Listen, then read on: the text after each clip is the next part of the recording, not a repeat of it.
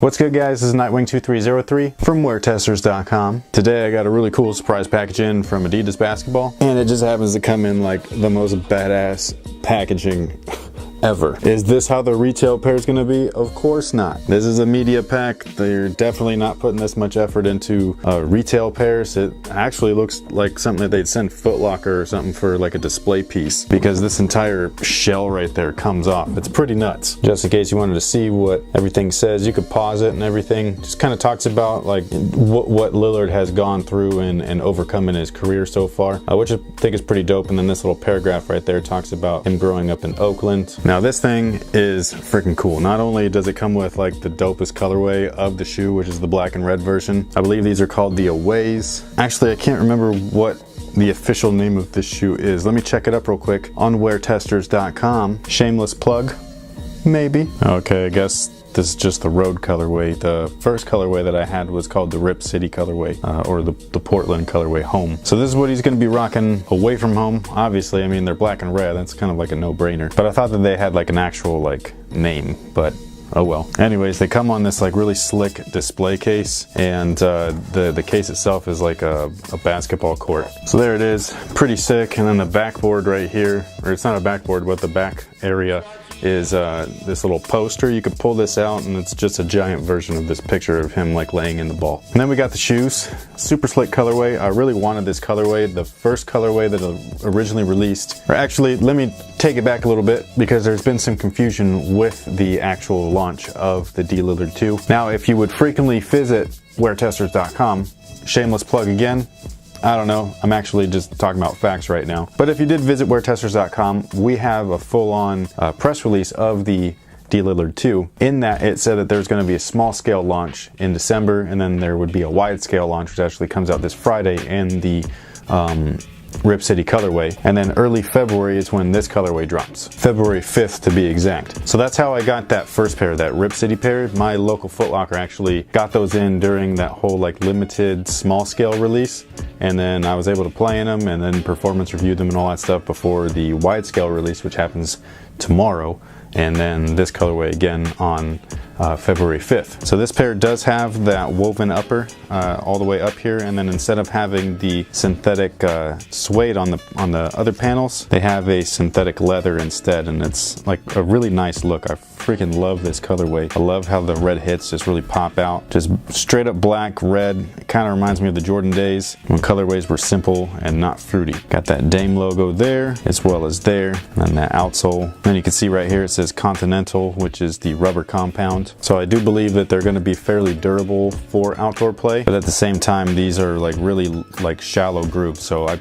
personally wouldn't play in them outdoors. I would just stick with them indoors. But you could do whatever you want with them. I don't mind. They're not my shoes, you know what I mean? I mean, this is my shoe, but the pair that you buy, you can do whatever you want with it. And you got that bounce midsole. This stuff's super comfortable, man. I absolutely love this shoe. You got the lockdown flaps right here at the midfoot. The neoprene tongue. Insole has that Dame logo too. And that's pretty much all she wrote, man. Like, I've already reviewed the shoe in the other colorway as well as the performance review, so you guys should know all about that. Some people have been asking me if this is like my favorite shoe this year, and I mean, by default, yes, but there's only been two shoes that I've reviewed so far, like performance wise. It's been this and the Kobe 11. Yeah, I would play in these over the Kobe 11s, hands down. I just think that this is a better overall shoe personally. And also some confusion about my review saying, would you still think that the performance would be great if the price was higher, lower, whatever? And I wasn't talking about the 105 price tag because it is $105. I was talking about the packaging, like what they give you in this shoe. Other brands charge more for, but this brand charges less for the same stuff. That's what I was trying to get at. So it wasn't like, oh, this is a great performer because it's 105. It's like if you would have slapped a Nike swoosh on this shoe, this would have been 180 minimum, guaranteed. And they would have sold you that 180 minimum price point because of the fact that this shoe has Continental rubber, it's got this type of cushion, it's got this type of upper, etc., etc. And that's all I was trying to talk about, is that if we got the same exact shoe from a different brand, it would have been $100 more expensive almost. And I just think that that's crazy. So that's all I was getting at with the whole 105 thing. I don't look at price when we're talking about performance, I just look at the performance. The only thing though is that they could have priced this shoe for its performance at a little bit of a higher rate, and it would have still been quote unquote worth it when comparing comparing it to other options that are currently available on the market. Hopefully that all makes sense. I'm sure that there's still going to be people that are being like, oh, but you know, what if they were $225? What would you think about them then? I think that there would be an awesome on-court shoe that happened to be $225. They're an awesome on-court shoe and they happen to be $105. Your choice on what you want to spend your money on. You know what I mean? The brand is everything for most people. Not for me. I'm too old for that stuff. I don't care about the brands. I care about what plays good, what feels good, what looks good, and then also nostalgia. So those are the things where you'll see me cop Jordans and Nikes and stuff like that because they're nostalgic. But as far as like what I'd personally choose to play in, half the time it's actually not going to be what you might think it is. It's because there's other stuff out there that's just as good, if not better. Adidas just happens to be stepping their game up tenfold compared to like 3 or 4 years ago. And I went way off topic. I was trying to just stay like on topic with the shoes, but whatever. But thank you to Adidas for sending these out. I really appreciate it. I bought the other pair myself, so for everybody being like, oh, he got paid for that review.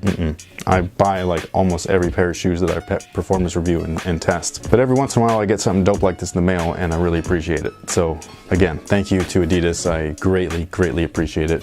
You guys actually made an awesome product, so hats off to you. And thank you guys for watching, especially to everybody that supports and continues to watch throughout the years. I've been doing this for a long time and you guys are still around. So like, thanks, man.